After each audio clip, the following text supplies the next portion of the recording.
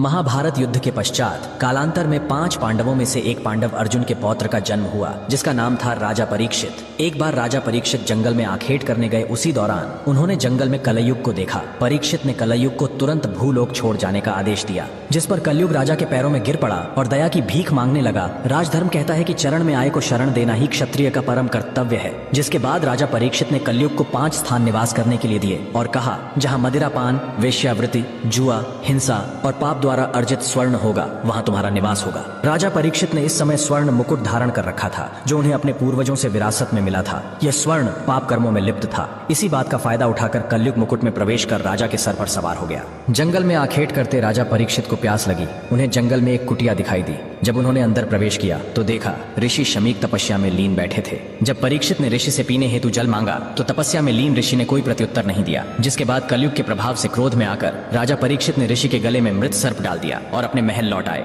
उन्होंने जैसे ही आराम करने के लिए अपना मुकुट उतारा, उन्हें ज्ञात हुआ उनके हाथों से बहुत बड़ा अनर्थ हो गया है। राजा तुरंत घोड़े पर सवार हुए और ऋषि शमीक की कुटिया के समीप आ पहुंचे, लेकिन राजा से ठीक पहले ऋषि शमीक के पुत्र ऋषि श्रृंगी वहां पहुंच चुके थे। जब अनभिज्ञ ऋषिपुत्र श्रृंगी ने देखा कि मेरे पिता के गले में कोई मृत सर्प डालकर चला गया, तो क्रोधित ऋषिपुत्र श्रृंगी ने यह श्राप दे डाला कि जिस किसी ने भी यह कुकृत्य किया है, उसे आज से ठीक 7वें दिन तक्षक नाग डसकर मृत्युलोक पहुंचा देगा। दूर खड़े राजा परीक्षित ने यह सब सुन लिया, जिसके बाद राजा परीक्षित काफी दुखी हुए, क्योंकि कहा जाता है जब किसी की मृत्यु सर्प काटने से होती है, उसकी कभी मुक्ति नहीं होती। इसके समाधान के लिए राज्य के पुरोहितों ने 7 दिनों में श्रीमद् भगवद गीता का पाठ कर राजा परीक्षित को सुनाया। जिसके बाद राजा के सप्ततल प्रासाद महल की सुरक्षा इतनी कड़ी कर दी गई कि कोई परिंदा भी पर न मार सके। लेकिन फिर भी ठीक 7वें दिन तक्षक नाग किसी तरह महल में प्रवेश कर गया और राजा परीक्षित को डस लिया। जब राजा परीक्षित के पुत्र जन्मेजय को यह ज्ञात हुआ कि उसके पिता की मृत्यु तक्षक के डसने से हुई है, तब जन्मेजय के मन में प्रतिशोध की भावना भभक उठी और जन्मेजय ने सांपों का अस्तित्व मिटाने की प्रतिज्ञा ली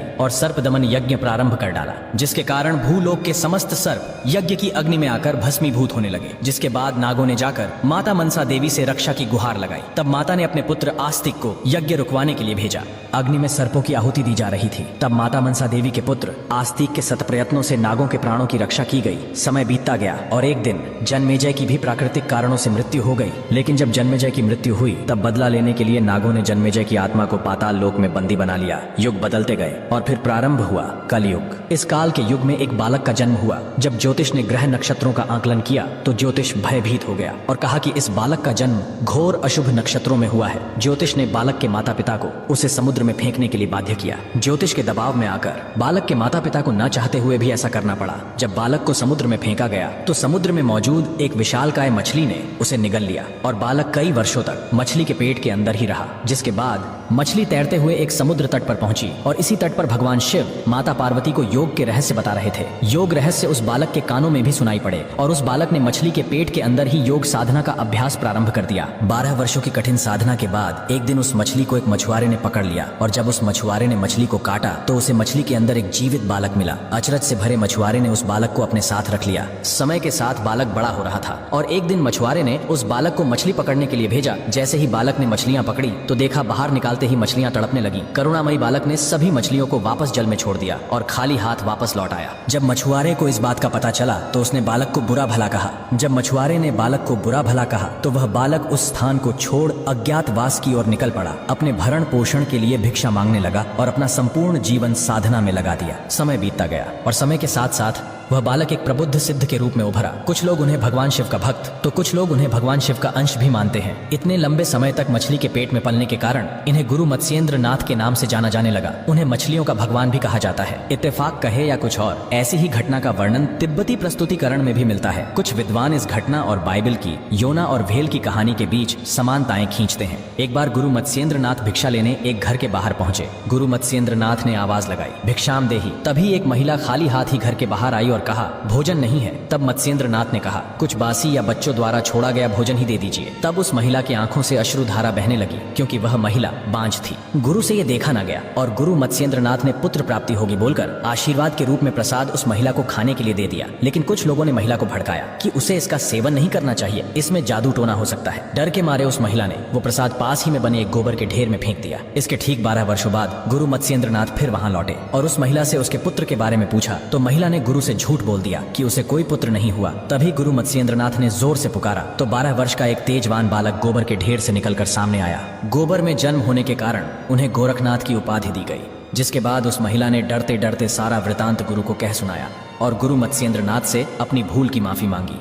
गुरु ने उसे क्षमा तो कर दिया, किंतु महिला के बहुत आग्रह करने के बाद भी गुरु नहीं माने और गोरखनाथ को अपने संग ले चले। और इस प्रकार गुरु गोरखनाथ जी को गुरु के रूप में गुरु मत्स्येंद्रनाथ से शिक्षा और दीक्षा ग्रहण करने का सौभाग्य प्राप्त हुआ। एक दिन गुरु गोरखनाथ राजस्थान में राजगढ़ के पास स्थित दत्तखेड़ा गांव यानी ददरेवा में आ पहुंचे और गांव के एक टीले पर अपनी धूनी लगाई और तपस्या करने लगे। इसी स्थान पर चौहान राजवंश के राजा जेवर जी और घेवर जी का महल था। उनकी 2 रानियों का नाम बाछल और काछल था। माता बाछल और काछल दोनों जुड़वा बहनें थीं। उन्हें कोई संतान नहीं थी। माता बाछल दयालु और शांत स्वभाव की थी और ज्यादातर समय भगवान की पूजा अर्चना में ही लीन रहती थी। किसी ने माता बाछल को पुत्र प्राप्ति के लिए गुरु गोरखनाथ की पूजा करने का सुझाव दिया, जिसके बाद माता बाछल गुरु गोरखनाथ की सच्चे मन से भक्ति करने लगी। और जब उनको खबर मिली कि गुरु गोरखनाथ स्वयं यहाँ पधारे हैं तो माता बाछल दौड़ते हुए डेरे में पहुंची और गुरु को प्रणाम किया। जिसके बाद माता नित्य प्रति उठकर गुरु गोरखनाथ की धूनी को साफ किया करती और वहाँ गौ माता के गोबर से लिपाई पुताई करती। गुरुजी माता बाछल की तपस्या को देखकर बहुत प्रसन्न हुए और माता बाछल से कहा, कल प्रातःकाल हम यहाँ से प्रस्थान करने वाले हैं, अतः आप कल सुबह यहाँ जल्दी आए, हम आपको पुत्र प्राप्ति हेतु आशीर्वाद देंगे। माता बाछल खुशी खुशी महलों में लौट आई और सारी बात अपनी बहन काछल को कह सुनाई। काछल के मन में ईर्ष्या उत्पन्न हुई और चूंकि काछल और बाछल हमशक्ल थी तो माता बाछल की जगह काछल अगले दिन गुरु गोरखनाथ से आशीर्वाद लेने पहुंच गई। गुरु गोरखनाथ ने उन्हें आशीर्वाद के रूप में प्रसाद दिया और कहा, तुम 2 वीर और पराक्रमी पुत्रों की माता बनोगी। जिसके बाद गुरु गोरखनाथ ने वहां से प्रस्थान लिया। जब माता बाछल धूनी पर पहुंची तो देखा गुरु गोरखनाथ वहां से प्रस्थान कर चुके हैं।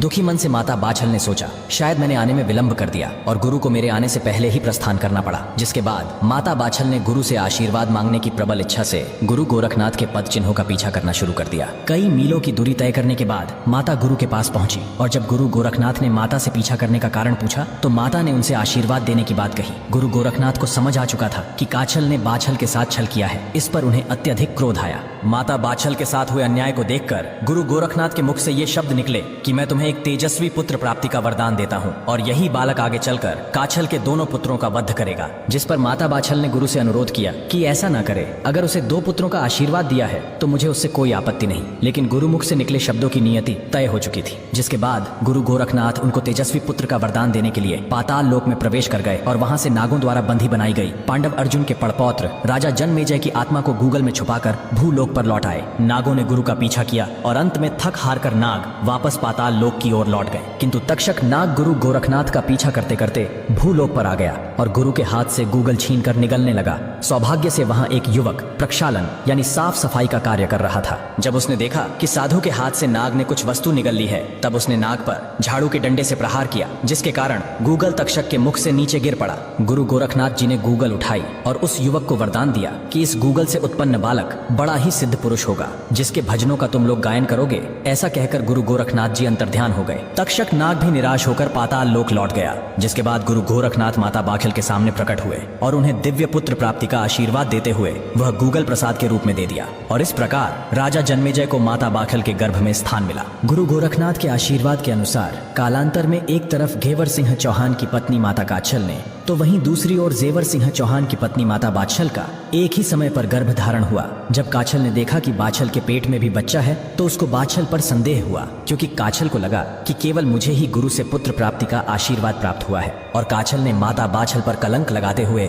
यह बात अपनी ननद छबीली को कह सुनाई। जिसके बाद क्रोध में आग बबूला हुई छबीली बाछल के महलों में आ पहुंची और माता बाछल को खरी खोटी कह सुनाई। माता बाछल ने उनको सारा वृतांत कह सुनाया, किंतु छबीली को माता बाछल की बातों पर विश्वास नहीं हुआ और छबीली अपने पिता अमरपाल सिंह चौहान के समक्ष उपस्थित हुई और बाछल को कलंकित करते हुए माता के बारे में सुनी सुनाई बातें कह डाली। जब अमरपाल सिंह चौहान को बताया गया कि माता बाछल ने उनके कुल को कलंकित किया है तो अमरपाल सिंह चौहान पुत्र वधू माता बाछल पर अत्यधिक क्रोधित हुए और तुरंत गाड़ीवान को बुलावा भेजा और गाड़ीवान को माता बाछल को उनके मायके छोड़ आने का आदेश दिया। जिसके बाद माता बाछल गाड़ीवान के साथ मायके के लिए रवाना हुई। तपती धूप और गर्मी के चलते माता ने विश्राम करने का सोचा और गाड़ीवान को पास ही के एक पेड़ के नीचे रुकने को कहा। विश्राम करते करते हुए माता बाछल और गाड़ीवान की आंख लग गई और इसी बीच मौके की तलाश में बैठा तक्षक नाग वहां आ पहुंचा और गाड़ीवान को डस लिया और अब माता बाछल को डसने के लिए आगे बढ़ने लगा। गुरु गोरखनाथ के आशीर्वाद के कारण अपार शक्तियों से परिपूर्ण वीर गोगाजी के रूप में माता की कोख से बाहर प्रकट हुए और अपने एक ही हाथ से तक्षक का गला धर दबोचा और तक्षक नाग तड़पने लगा और उनसे दया की भीख मांगने लगा। तब जन्मेजय यानी गोगाजी ने उसे तुरंत गाड़ीवान के शरीर से जहर सोखकर उसे पुनः जीवित करने का आदेश दिया।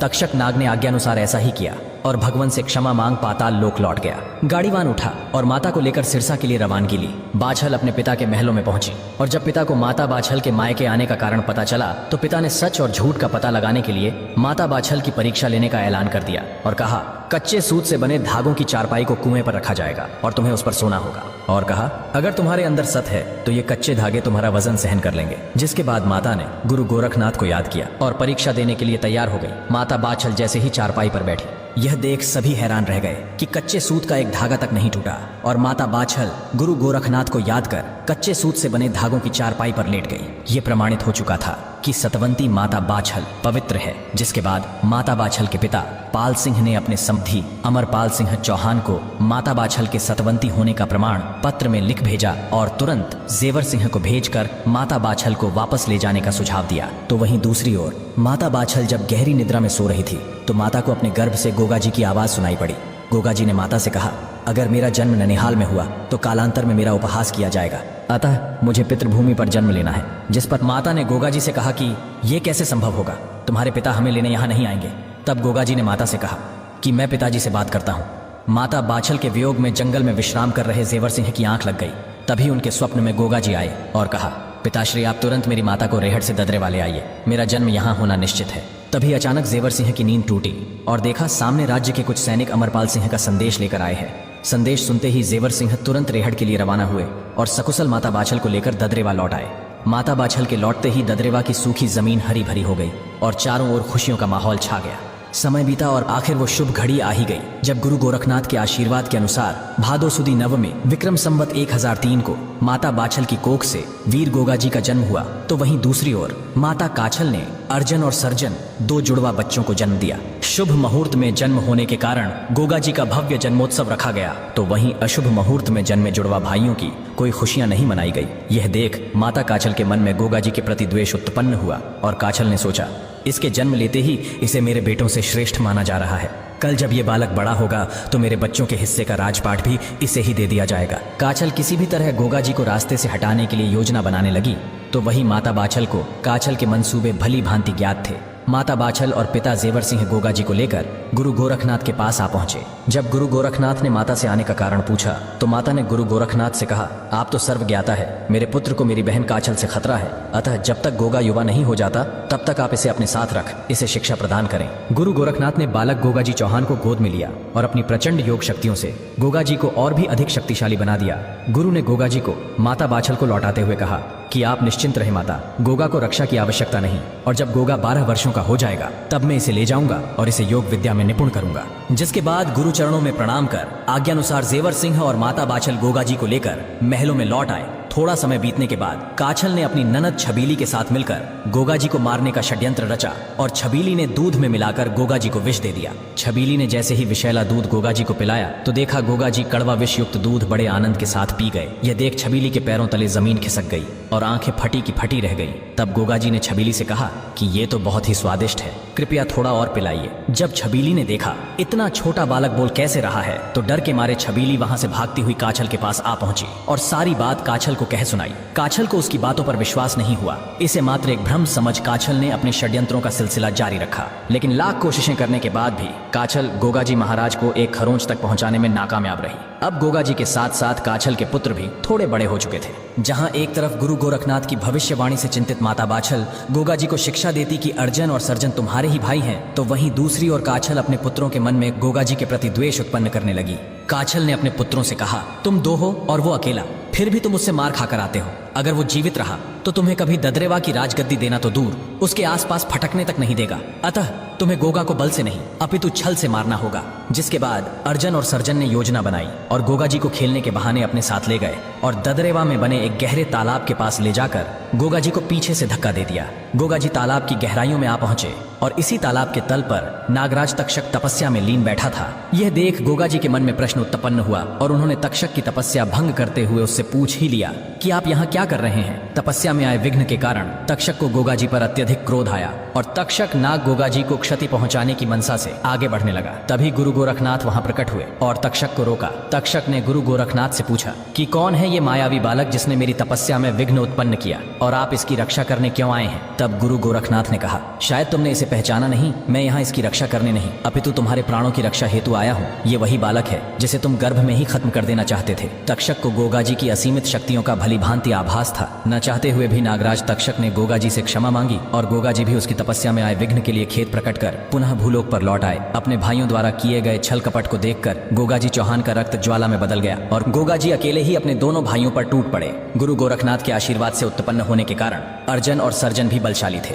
किंतु गोगा जी पर गुरु की विशेष कृपा होने के परिणाम स्वरूप काफी समय तक चली मुठभेड़ के बाद गोगा जी ने दोनों भाइयों को बुरी तरह से पीट पीट कर जख्मी कर दिया। लेकिन अभी वो समय आना बाकी था और इसी दौरान गोगा जी के पिता जेवर सिंह वहां आ पहुंचे और गोगा जी को रोकते हुए अर्जन और सर्जन को महल लौट जाने का आदेश दिया। बुरी तरह से जख्मी चोटें खाए दोनों भाई अपनी माता काचल के पास पहुंचे और रोते हुए सारा वृतांत माता को कह सुनाया। जिसके बाद माता काचल घेवर सिंह के पास पहुंची और अपनी चिंता व्यक्त करते हुए उन्हें अमरपाल सिंह चौहान से राज्य के बंटवारे की मांग करने को कहा। जिसके बाद न चाहते हुए भी घेवर सिंह मजबूरन पिता अमरपाल सिंह के समक्ष उपस्थित हुए और अमरपाल सिंह से आधा राज्य उनके पुत्रों को देने की मांग की। चौहान राजवंश में आज से पहले कभी इस प्रकार का बंटवारा नहीं हुआ था, किंतु भविष्य में होने वाली आशंकाओं को देखकर अमरपाल सिंह चौहान बंटवारे के लिए मान गए। लेकिन इसके बदले उन्होंने एक शर्त रखी कि बंटवारा केवल राज्य के शासन का होगा, किंतु रहना सभी को ददरेवा के महलों में ही पड़ेगा। जिसके बाद घेवर सिंह को बंटवारे में सांभर का क्षेत्र सौंप दिया गया और अब गोगा जी का महल से बाहर जाना लगभग प्रतिबंधित कर दिया गया। गोगा जी अपना अधिकतर समय अस्तबल में अपने नीले से बातें करने में गुजार देते। आपको बता दें कि नीला कौन था। जब गुरु गोरखनाथ ने माता बाछल को पुत्र प्राप्ति के लिए गूगल दिया तो दयालु माता बाछल ने उसका कुछ हिस्सा अपनी घोड़ी को खिला दिया, क्योंकि वह घोड़ी भी निसंतान थी। गूगल के अंश से उत्पन्न होने के कारण गोगा जी का नीला घोड़ा भी असीम शक्तियों से परिपूर्ण था।